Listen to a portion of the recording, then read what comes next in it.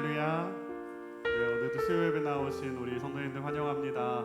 우리 옆에 계신 분 또 3일 만에 뵀는데 인사하실까요? 참 잘 오셨습니다. 환영합니다. 우리 격려하시겠습니다. 아멘. 오늘 예배 가운데 누구보다 하나님이 우리를 가장 환영하실 줄 믿습니다. 우리를 두 팔 벌려 환영하시는 그 하나님 품 안에 앞에 감사하게 나아가는 우리 예배 되길 소망합니다. 우리 함께 찬양합시다.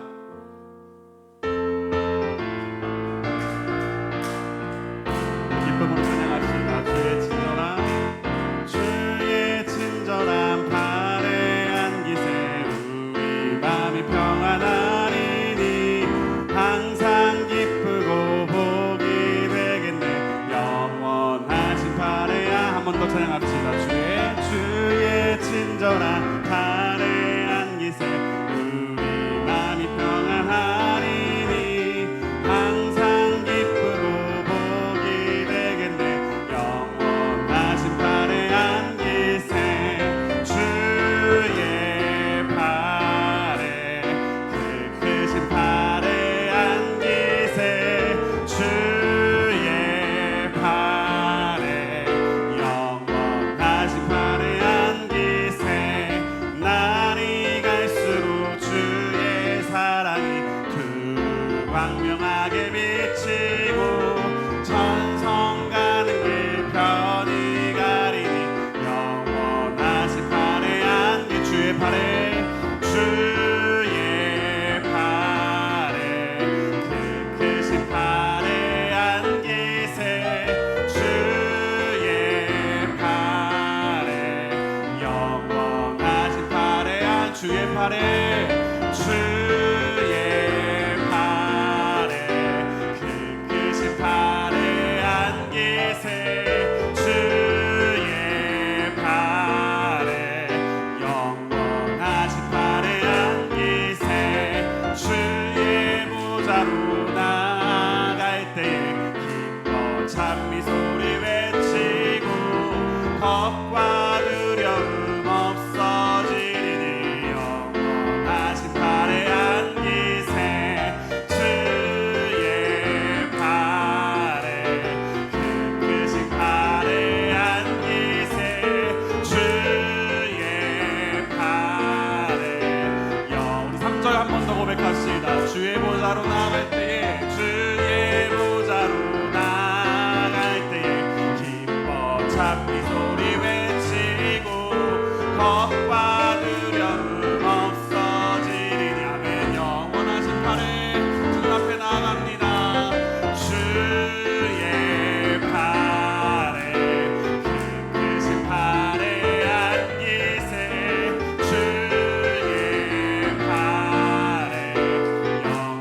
마지막으로 고백합니다. 주의 발에 주의 발에 그 크신 발에 안기세 주의 발에 영원하신 발. 내가 매일 기쁘게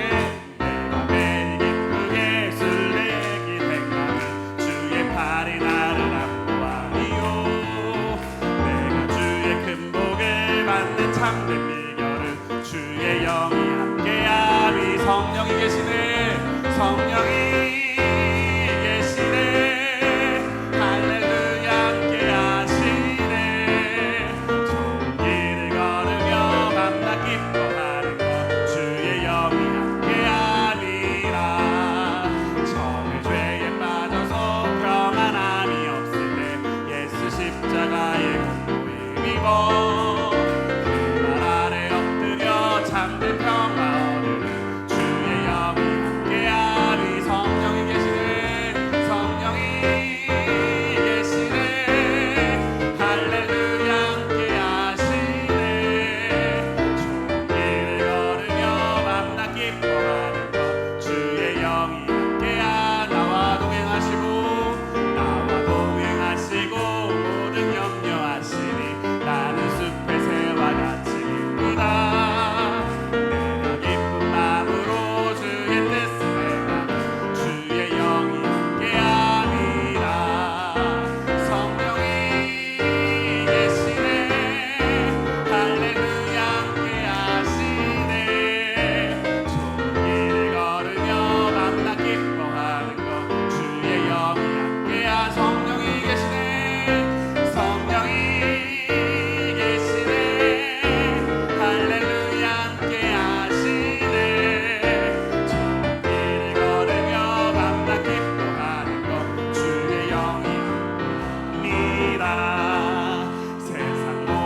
소망과 나의 모든 점령은 십자가에 이미 못 박았네. 어느 밤이 지나고 무거운 짐 벗으니 주의 영이 함께함이라. 성령이 계시네. 할렐루야 함께하시네. 좋은 길을 걸으며 밤낮 기뻐하는 것 주의 영이 함께하. 성령이 계시네. 성령이 계시네. 할렐루야 함께하시네. 좋은 길을 걸으며 밤낮 기뻐하는 것 주의 영이 함께함이라. 할렐루야. 하나님이 오늘 예배 가운데 함께하시는 줄 믿습니다. 그 하나님의 크고 위대하심 찬양합니다.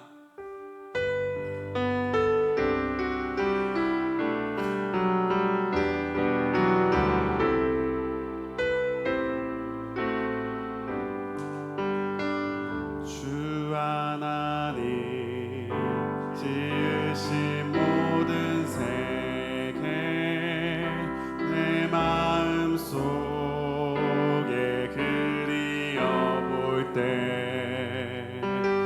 하늘의 별 울려 퍼지는 데서 주님의 권능 우주에 찾네. 주님의 높고 위대하심을 내 영혼이 찬양하네. 주님의 높고 위대하심을 내 영혼이 찬양하네. 숲속이나 험한 산 골짜기에서 지저귀는 저 새소리들과 고요하게 흐르는 시냇물은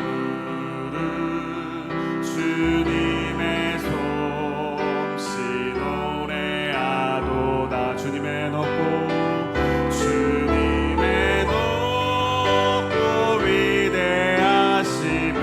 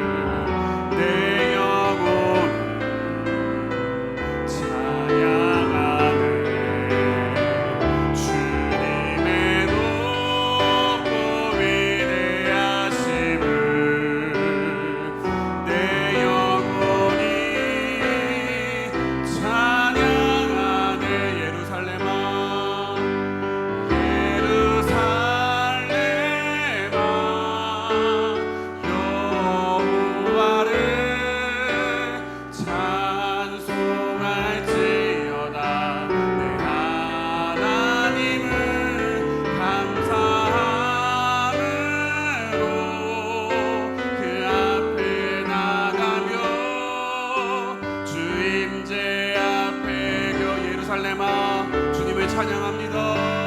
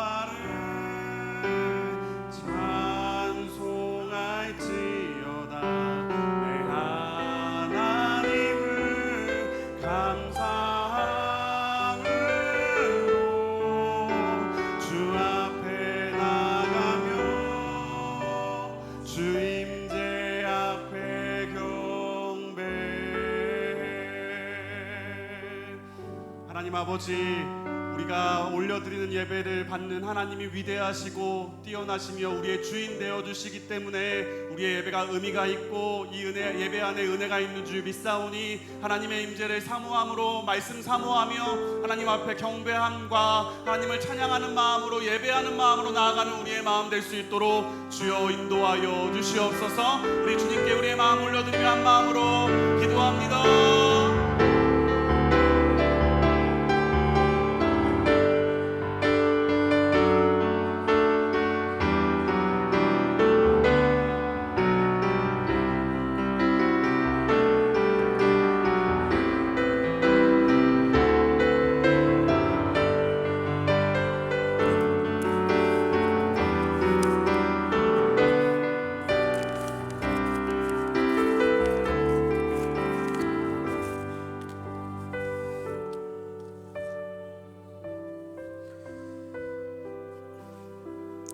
살아계신 하나님 아버지, 늘 감사합니다. 오늘도 우리 가운데 하나님께서 복된 날 주시고 이날에 우리가 주 앞에 모여서 우리가 함께 찬양하고 간구하며 주의 말씀 듣게 하여 주신 은혜를 감사합니다.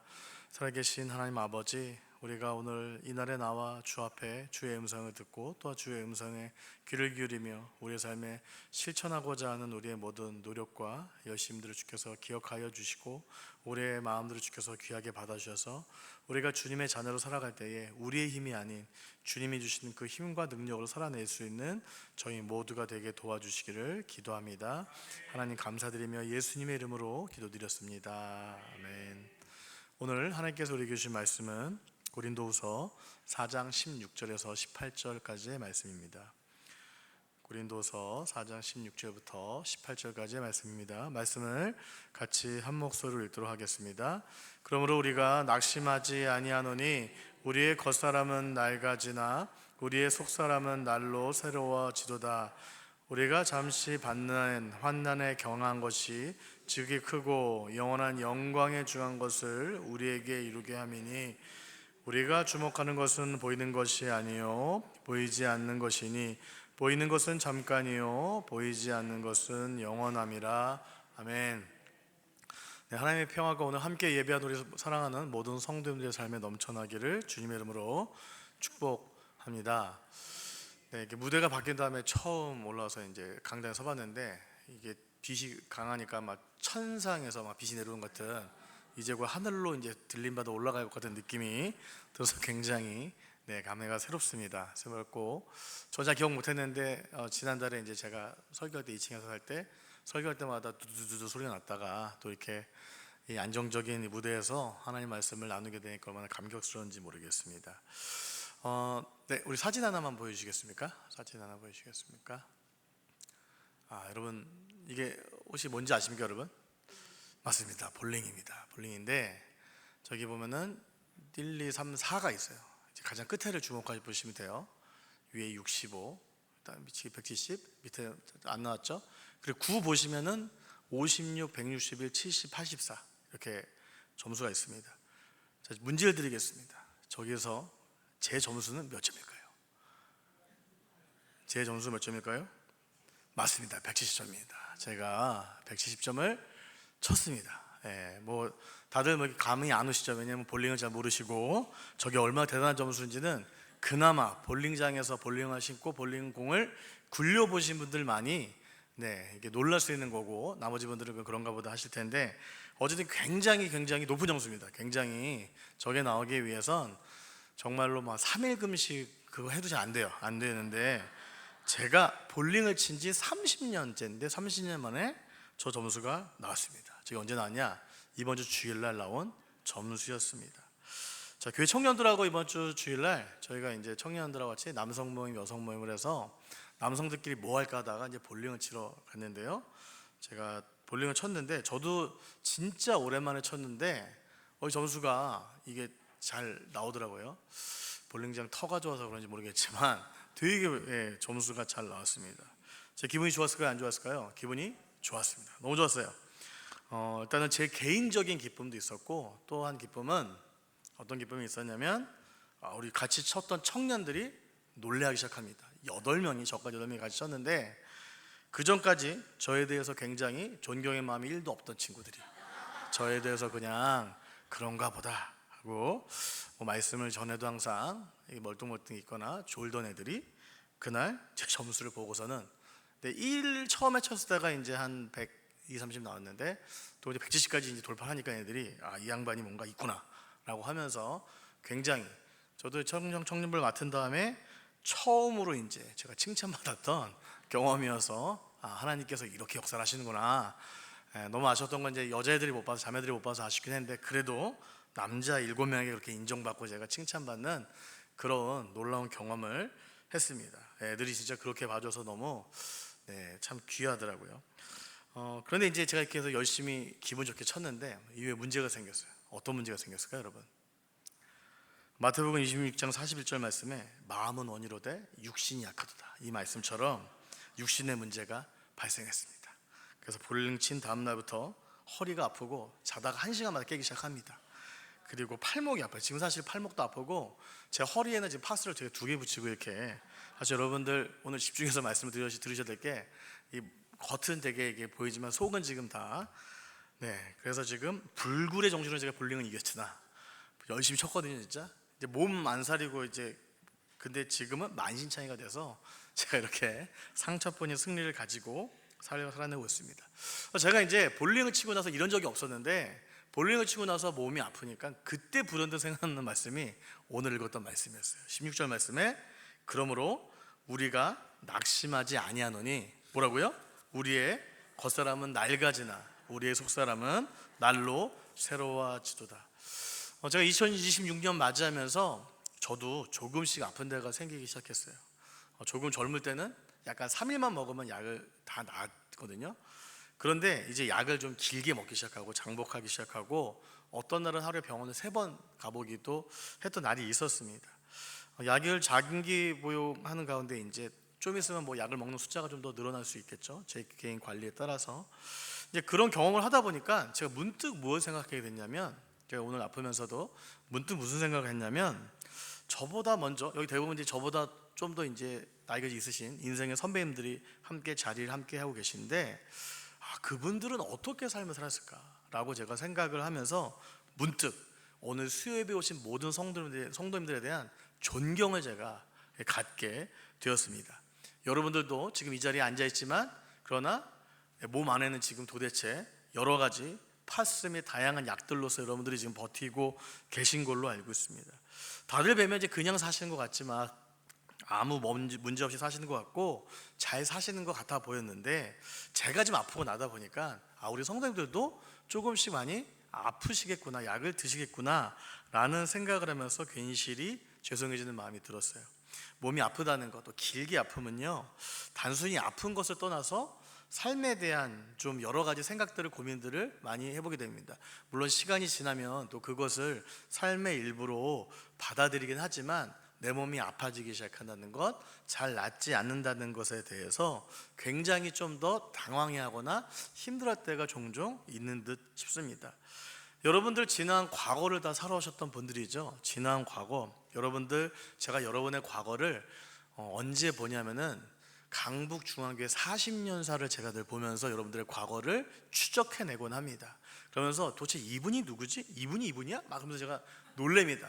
제가 그래서 거의 40년사가 이제 돌아다녀서 의심하면서 막 사진을 보는데 이분이셨다. 근데 보면 다들 굉장히 젊으시고 굉장히 튼튼해 보이시고 굉장히 열정 있어 보이시는 모습들을 제가 종종 발견해내곤 합니다.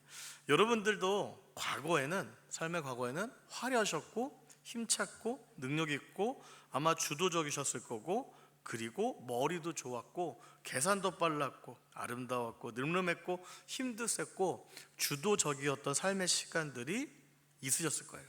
그렇죠? 근데 지금은 어떠세요? 지금은 이게 과연 내 인생에서 언제 있었지라는 생각도 드실 거고, 또한 지금은 지구의 중력을 이기는 것조차도 힘든 그런 삶을 살아나가는 것들을 보게 됩니다.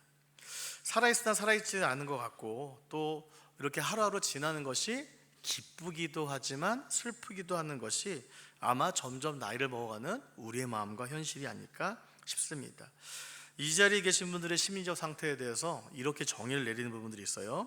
신체적 쇠퇴에 대한 수용과 인생의 유한함을 받아들이는 내면의 중요한 변화 과정이 바로 지금의 우리가 육체적으로 또한 나이가 들면서 갖는 과정입니다.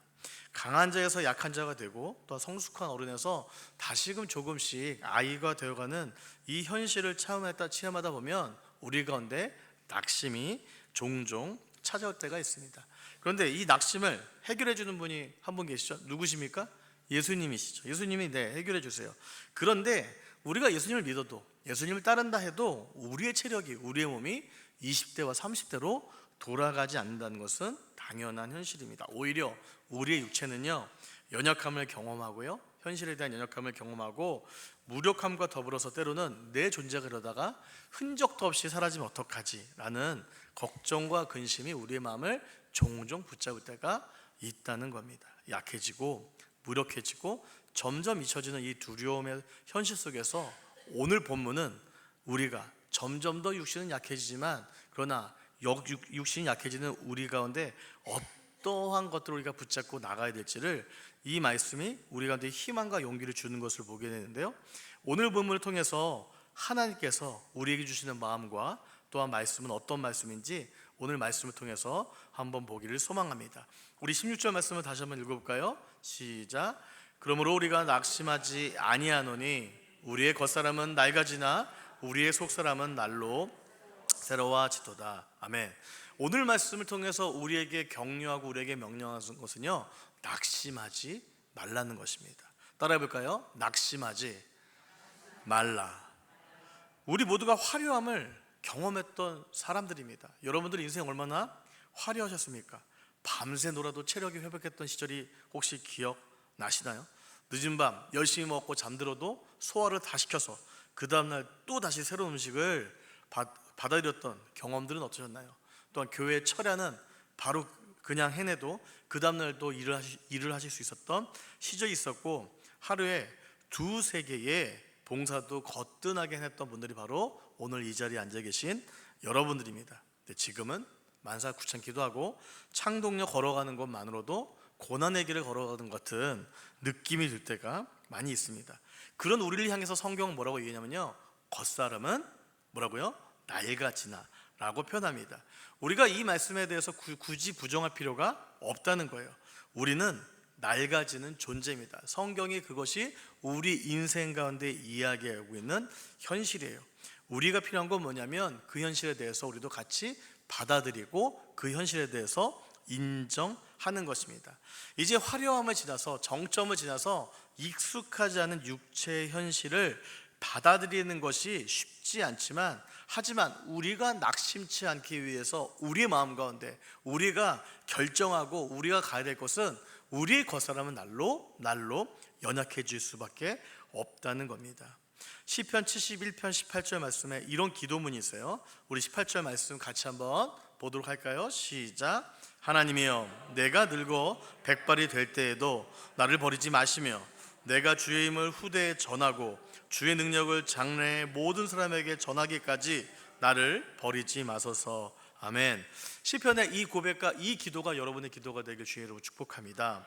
여러분 뭐라고 이야기하고 있어요? 하나님이여, 내가 늙어 백발이 될 때에도 나를 버리지 마시며 이렇게 소망을 해요. 내가 주의 힘을 후대에 전하고 주의 능력을 장래 모든 사람에게 전하기까지. 백발이 되더라도, 백발이 있더라도 아무 쓸모없는 존재가 아니라 백발이 되더라도 하나님 앞에서 우리가 쓰임받을 수 있는 존재라고 오늘 성경은 고백하고 기도한다는 것입니다.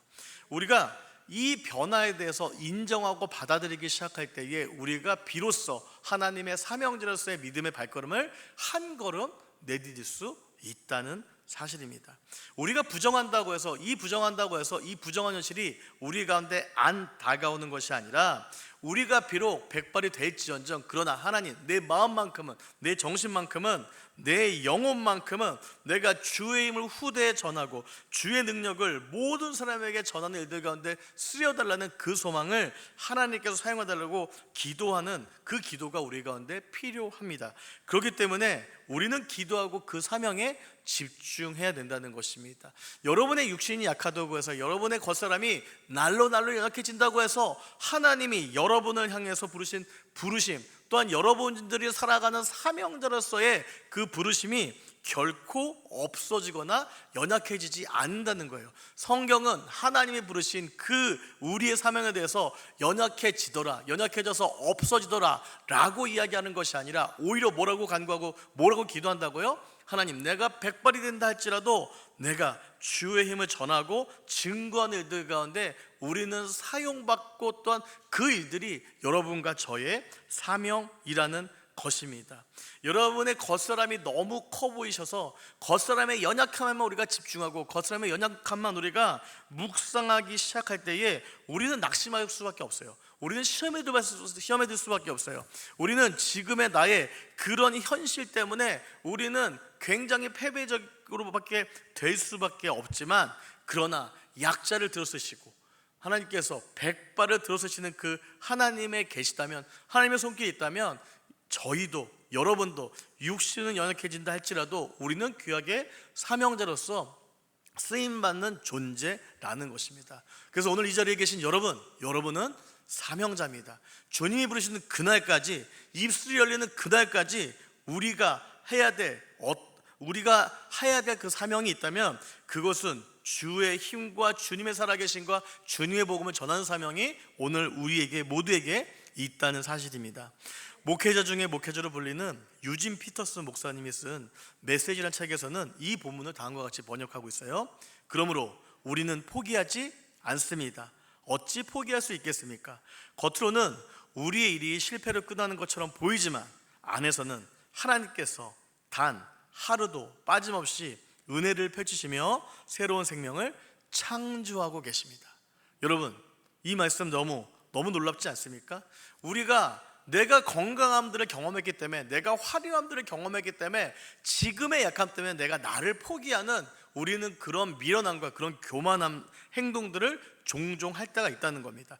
겉으로는 우리의 현실이, 우리의 지금이 실패한 것처럼 보일 수 있죠. 세상에서 가장 연약한 존재로 가는 우리이기 때문에 세상에서는 야, 너희는 실패했으라고 이야기할지 모르겠지만, 그러나 뭐라고요? 우리의 영혼, 우리의 내면 세계에서는 날마다 가면 갈수록 하나님께서 빠짐없이 매일마다 은혜를 주시고 그 은혜를 통해서 우리가 새로운 생명을 창조하고 계신데, 그 새로운 생명의 창조가 누구 통해서 일어난다고요? 오늘 이 자리에 계신 여러분들을 통해서 그 새로운 생명이 창조되고 있다는 사실입니다. 그렇다면 이제 우리의 존재는 어떤 존재로 우리가 다시금 제 정의를 내려야 될까요?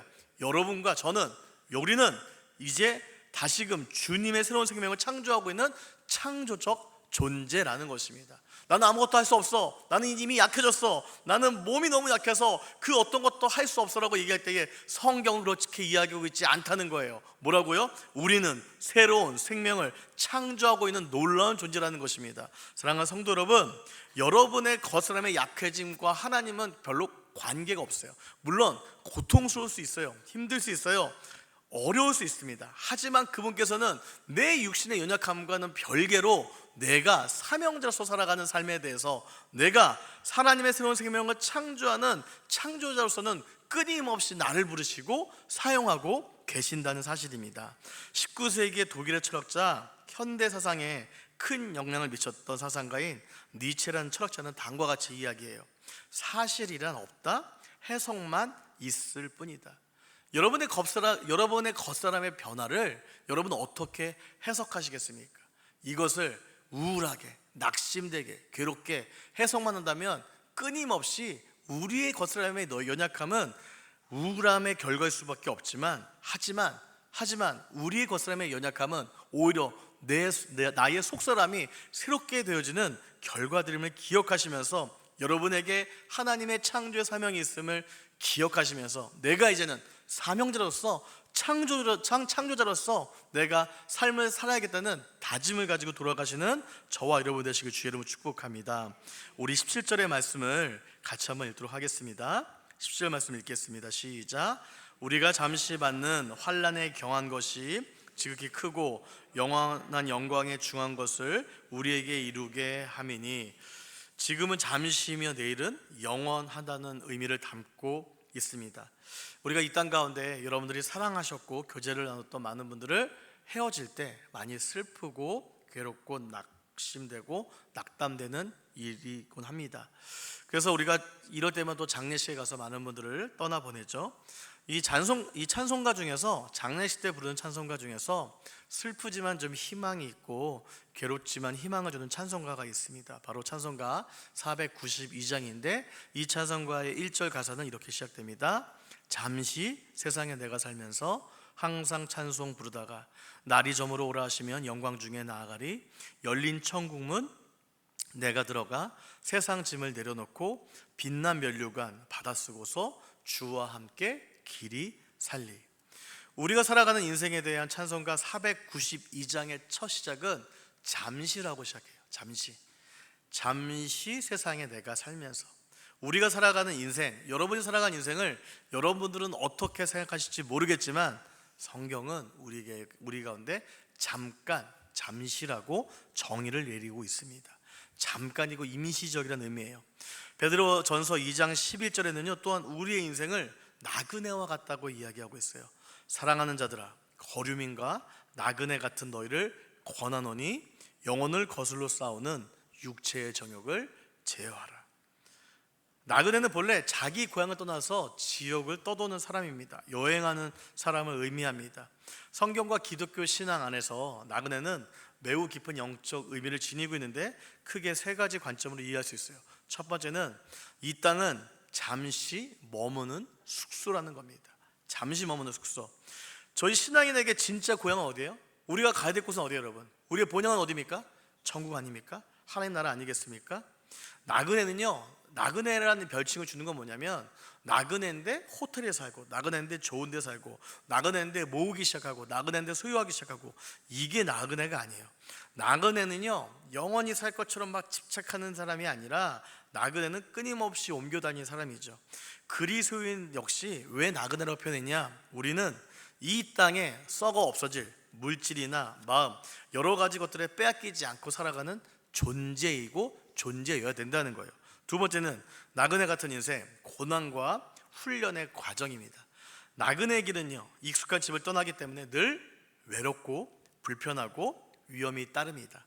성경에서 야곱이 자신의 삶을 험악한 세월을 보낸 나그네 길이라고 자신의 인생을 설명하고 있습니다. 인생의 고난을 통해서 하나님만을 의지하고 하나님만을 붙잡을 수 있도록 훈련받는 과정이 나그네의 인생의 과정입니다. 세 번째는 하나님 나라를 향해 걸어가는 순례자라는 겁니다. 목적지 없이 방황하는 방랑자와 달리 나그네는 천국이라는 확실한 목적지를 향해서 매일마다 한 걸음씩 걸어가는 사람입니다. 나그네와 같은 우리의 인생이라면 우리는 방랑자 인생, 목적 없는 인생이 아니라 나그네와 같은 인생으로서 우리는 어디로 걸어가야 돼요? 어떤 곳으로 걸어가야 돼요? 바로 주님께서 예비하신 천국을 향해 한 걸음씩 걸어가는 인생입니다. 1965년 KBS 라디오 드라마 주제가로 발표된 가수 최희준의 하숙생이라는 노래의 가사에는 다음과 같은 가사가 있어요. 너무 놀라운데, 인생은 나그네 길, 어디서 왔다가 어디로 가는가. 구름이 흘러가듯 떠돌다 가는 길에 정일랑 두지 말자, 미령일랑 두지 말자. 이런 가사가 있어요. 이번에 사실 노래를 제가 잘 모르는데 그냥 가사만 생각나서 가져왔는데, 여러분 이 노래에서조차도 우리의 인생을 잠시라고 표현하고 있습니다. 이 노래 작사가가 김석야라는 작사가인데, 이분이 1963년 계룡산 동학사에 갔다가 쓰레기장에 버려진 그 여성의 긴 머리카락을 뭉텅이로 보게 되면서 인생이 더덥구나 이렇게 해서 이 가사를 썼다고 해요. 그렇지만 성경은 우리 가운데 뭐라고 이야기하고 있냐면, 디모데서 전서 6장 7절 말씀에 우리가 세상에 아무것도 가지고 온 것이 없음에 또한 아무것도 가지고 가지 못하리니, 우리의 인생을 뭐라고 표현한다고요? 우리의 인생을 나그네라고 성경은 이야기하고 있습니다. 우리의 인생은 환난의 연속입니다. 어려움의 연속입니다. 절망의 연속이죠. 그러나 그 환난이 성경은 희망이라고 이야기합니다. 너무 역설적이죠? 너무 말이 안 되는 것 같죠? 왜 환난이 희망인가요? 오늘 본문은 환난은 잠시 받는 경한 것, 가벼운 것이라고 이야기해요. 그리고 이 과정을 지나쳐야만 어떤 과정이 주어지느냐? 지극히 크고 영원한 중한 무거운 영광을 누릴 수 있다고 이야기하고 있습니다. 여러분 가운데 지금 환난이 있으세요? 여러분 가운데 지금 절망이 있으세요? 낙심이 있으세요? 여러분, 잠시예요. 잠깐이에요. 잠시고 잠깐이기 때문에 우리가 버틸 수 있고 이겨낼 수 있는 겁니다. 왜요? 성경에서 우리의 환난을 잠시와 잠깐이라고 지금 정의를 내리고 있죠. 또 뭐예요? 잠시와 잠깐이지만, 시간은 잠시 잠깐이지만 그 이후에 우리에게 주어진 선물은 뭐라고요? 우리의 고난과 환난은 경화돼요, 짝대요. 하지만 우리가 그 고난 이후에 받을 영광은 중한 것이고, 하나님의 영광을 받을 수 있다고, 누릴 수 있다고 성경은 우리에게 이야기하고 있습니다. 오늘 우리가 읽었던 본문 고린도후서 4장 그 앞절에 보면요, 바울은 이 본문이 왜 쓰여졌는가에 대해서 이렇게 설명을 하고 있어요. 우리 5절부터 10절까지의 말씀을 같이 한번 읽도록 하겠습니다. 시작. 우리는 우리를 전파하는 것이 아니라 오직 그리스도 예수의 주 되신 것과 또 예수를 위하여 우리가 너희의 종된 것을 전파함이라. 어두운 데서 빛이 빛이라 말씀하셨던 그 하나님께서 예수 그리스도의 얼굴에 있는 하나님의 영광을 아는 빛을 우리 마음에 비추셨느니라. 우리가 이 보배를 질그릇에 가졌으니 이는 심히 큰 능력은 하나님께 있고 우리에게 있지 아니함을 알게 하려 함이라. 우리가 사방으로 우겨싸움을 당하여도 쌓이지 아니하며 답답한 일을 당하여도 낙심하지 아니하며 박해를 받아도 버림받지 아니하며 거꾸로 튀임을 당하여도 망하지 아니하고 우리가 항상 예수의 죽음을 몸에 짊어짐은 예수의 생명이 또한 우리 몸에 나타내게 하려 함이라. 바로 바울은 이전에 이렇게 고백하고 있어요. 바울의 관심은 누구였을까요? 바로 예수 그리스도였습니다. 그런데 예수 그리스도를 전하고 나타내는 것이 현실적으로 힘들었어요. 바울이 이렇게 표현하죠. 사방으로 우겨싸움을 당했대요. 그리고 답답한 일을 당했대요. 그리고 박해를 받았고 거꾸로 튀임을 당했대요. 구체적이진 않지만 이 의미만 하더라도, 이 단어만 있더라도 얼마나 바울이 고통 가운데, 힘든 가운데 있는가를 우리는 본문을 통해서 알 수가 있어요. 왜 그랬을까요? 왜 바울이 이러한 어려움과 환난과 역경을 당했을까요? 그 이유는 한 가지 때문이었습니다. 뭐 때문이요? 바로 예수의 생명 때문이었습니다. 무엇이 여러분들을 넘어뜨리려 합니까? 어떤 것이 여러분들을 낙심시키려 합니까? 혹시 육체적인 한계세요? 아니면 고단한 현실이세요? 미련해 보여도, 아무것도 아닌 것처럼 보여도 예수 생명이 나타날 수 있다면, 여러분의 인생을 통해서, 우리의 삶을 통해서 예수 생명이 나타날 수 있다면 우린 이 고통을 넘어서 승리의 길로 갈 수 있다는 사실입니다. 육신이 약해도, 육신이 세워져도, 내 육신이 점점 더 나약해져갔다 할지라도 예수 생명을 드러내는 것에는요 아무 문제와 아무 이상이 없다는 것입니다. 바울은요 어려운 현실 속에서도 그는 낙심하지 않았어요. 그는 포기하지 않았어요. 그는 좌절하지 않았습니다. 왜 그랬을까요? 그에게는 예수 생명을 전해야 될 사명이 있었기 때문입니다. 창조적인 하나님의 영광을 드러내야 될 사명이 있었기 때문입니다. 사랑하는 성도 여러분, 우리 인생은 나그네 길 같은 인생이에요. 잠깐 머물다가 가는 것입니다. 혹시 지금의 여러분의 삶에 있는 육신적인 어려움이든 현실적인 어려움이든 그 어려움들이 여러분들의 마음을 붙잡고 있다면, 현실을 붙잡고 있다면, 여러분, 우리의 고난은 뭐라고요? 영원하다고요? 아니요. 성경은 잠시 잠깐이라고 이야기하고 있으며 그것은 경하다라고 이야기하고 있습니다. 다른 거 바라보지 말고 오늘 바울이 말씀을 통해서 우리 가운데 전달해지고 있는 이 문장, 이 말씀을 우리가 붙잡고 나갈 때에 우리 가운데 이 과정을 거쳐서 하나님께서 예배해 놓으신 하나님의 영광을 누릴 수 있는 축복이 저와 여러분에게 있음을 기억하시며 이 고난의 걸음을 믿음으로 승리하심으로써 걸어가시는 저와 여러분이 되시길 주의 이름으로 축복합니다. 우리 18절 말씀을 같이 한번 읽도록 하겠습니다. 시작. 우리가 주목하는 것은 보이는 것이 아니요 보이지 않는 것이니 보이는 것은 18절 고린도서 4장 18절입니다. 우리가 주목하는 것은 보이는 것이 아니요 보이지 않는 것이니 보이는 것은 잠깐이요 보이지 않는 것은 영원함이라. 아멘. 황폐한 지구의 현실을 타개하기 위해서 인간이 살 수 있는 지구와 비슷한 환경을 찾아 떠난 내용을 그린 영화가 있어요. 인터스텔라라는 영화인데 그 영화의 마지막에 보면 블랙홀에 떨어집니다. 그리고 주인공이 마지막에 블랙홀에 떨어져서 영원한 것처럼 영원한 세계로 떨어져 가는 것처럼 보이는 장면이 나와요. 제가 물리학을 좋아하지 않지만 그 장면을 보면서 저는 영원함에 대한 막연한 두려움을 조금 가졌던 느낌이 있었습니다.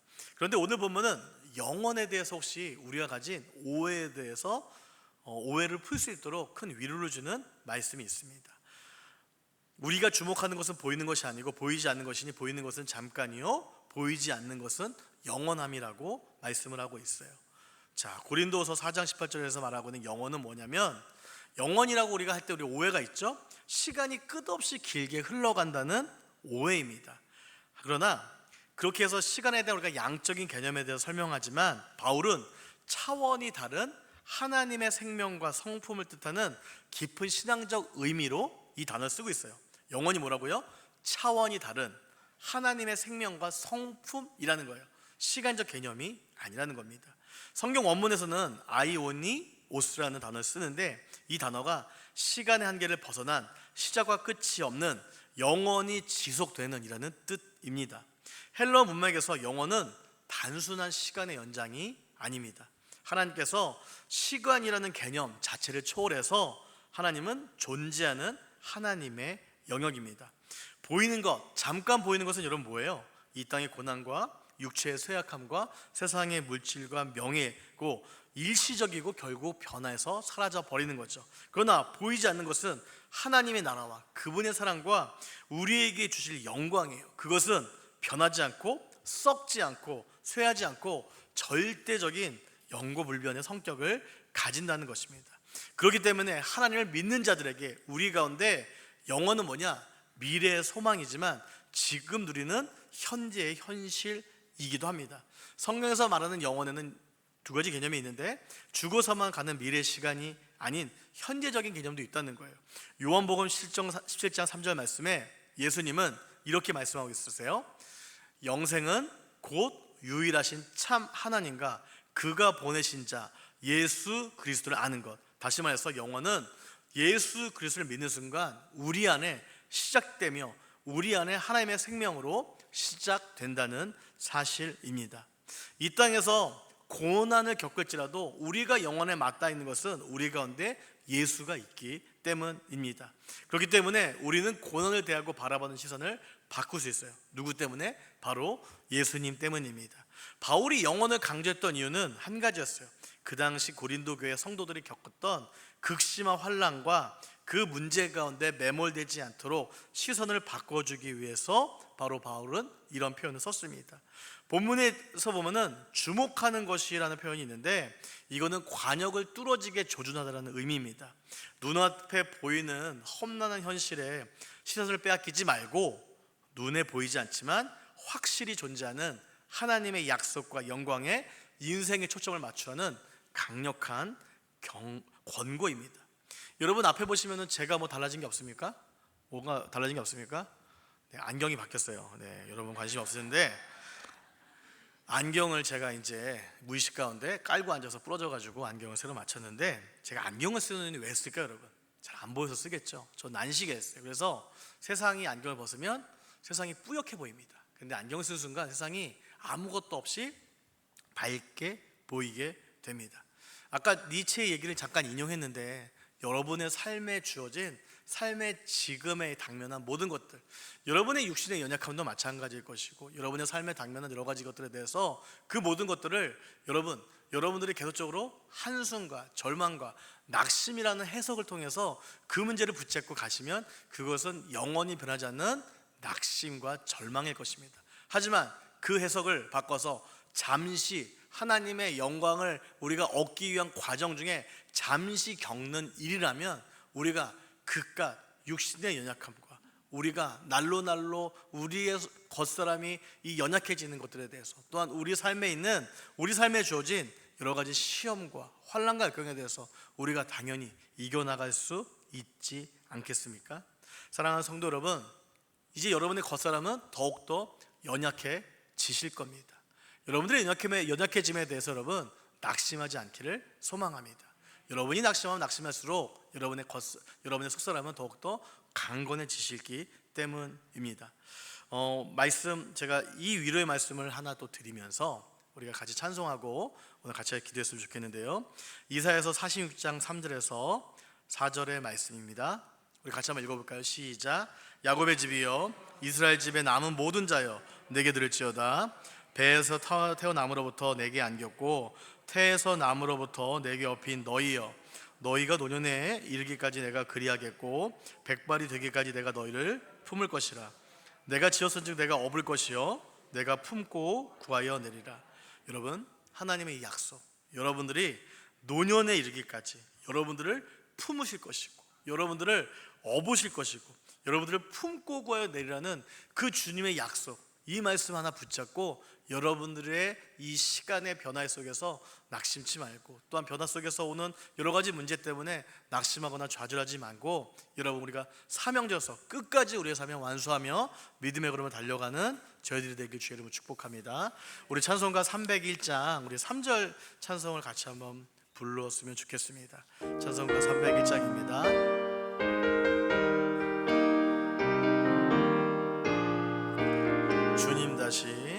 주님 다시 배올 날이 날로 다가와 무거운 짐 주께 맡겨 벗을 날도 멀잖네. 나를 위해 예비하신 고향 집에 돌아가 아버지의 품 안에서 영원토록 우리 한 번 더 고백할까요? 주님 다시 배올 날이 날로 다가와 무거운 짐 주께 맡겨 벗을 날도 멀잖네. 나를 위해 예비하신 고향 집에 돌아가 아버지의 품 안에서 영원토록 살리라. 우리 주신 말씀 기억하며 우리 같이 한번 기도했으면 좋겠습니다. 하나님 아버지, 저의 겉사람이 날로 연약해지지만 저의 속사람이 더욱더 강건하게 하여 주시옵소서. 하나님, 그 강건한 가운데 내게 주신 사명, 내게 주신 복음 전파의 사명, 내 육신이 어떻든 내 육신에 제한받지 않는 인생 되어지게 도와주시고 사명자로서 내가 완주하는 삶이 되게 해달라고 이제 같이 한번 기도하며 나가도록 하겠습니다. 하나님 아버지, 감사합니다.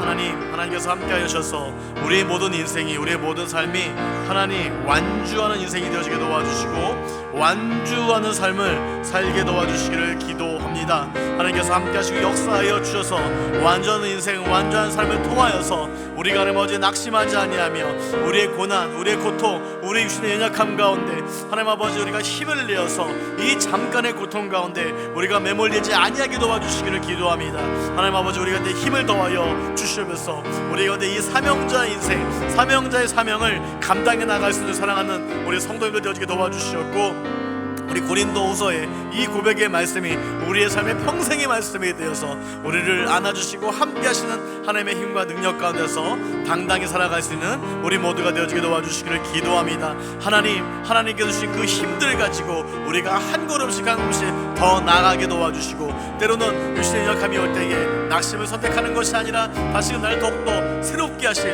하나님을 기대함으로써 우리가 우리의 인생의 길을 완주하는 삶이 되어지게 도와주시고 인도하여 주시기를 기도합니다. 살아계신 하나님 아버지, 은혜를 감사합니다. 비록 우리의 겉사람은 날로 연약해질지 모르겠지만 이 연약해짐이 우리의 속사람의 강건함으로 주님 변화되기를 간절히 바라고 소망합니다. 우리 육신의 연약함에만 우리가 집중하는 것이 아니라 우리의 부르신 그 부르심과 그 사명 앞에 더욱더 집중하는 인생들 되어지게 도와주시고, 또한 우리의 육신의 연약함들이 찾아올 때에 하나님, 우리가 믿음으로 우리가 승리하며 나아갈 수 있는 그 마음들을 더하여 주시기를 간절히 바라고 소망합니다. 사랑과 은혜가 풍성하신 하나님 아버지, 오늘 이 자리 가운데도 우리 육신적으로 많이 아프신 분들이 계시고 어려운 분들이 계실 터인데, 하나님께서 그 육신의 아픔을 치료하시고 치유하시고 회복하여 주시었고, 하나님께서 그 연약해지는 육신 때문에 좌절하거나 낙심하지 아니하며 이 과정들이 하나님의 영광, 더 중요한 하나님의 선물을 받기 위한 과정을 기억하며 이 시간들을 감사함으로 우리가 받아들일 수 있는 우리 모두가 되어지게 도와주시기를 기도합니다. 하나님의 귀한 은혜 감사드리며 예수님의 이름으로 기도드렸습니다. 아멘. 우리 주님께서 가르쳐주신 기도로 모든 모임을 마치도록 하겠습니다. 하늘에 계신 우리 아버지여, 이름이 거룩히 여김을 받으시오며 나라의 마옵시며 뜻이 하늘에서 이룬 것 같이 땅에서도 이루어지이다. 오늘날 우리에게 일용할 양식을 주옵시고, 우리가 우리에게 죄 지은 죄를 사하여 준 것 같이 우리의 죄를 사하여 주옵시고, 우리를 시험에 들게 하지 마옵시며 다만 악에서 구하옵소서. 나라와 권세와 영광이 아버지께 영원히 있사옵나이다. 아멘.